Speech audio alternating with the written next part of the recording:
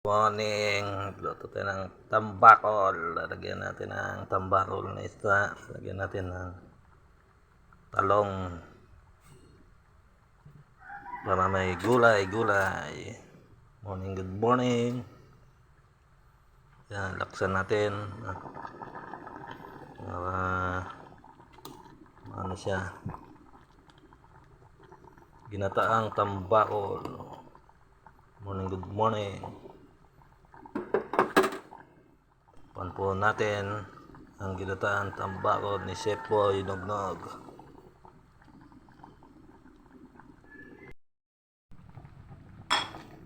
Kaya po natin ang fresh na malunggay. Yan. Para masarap ang ating ginataan tambakol. I-compress po natin ang ating malunggay. Ano po yan, ginataang tambakol with talong malunggay.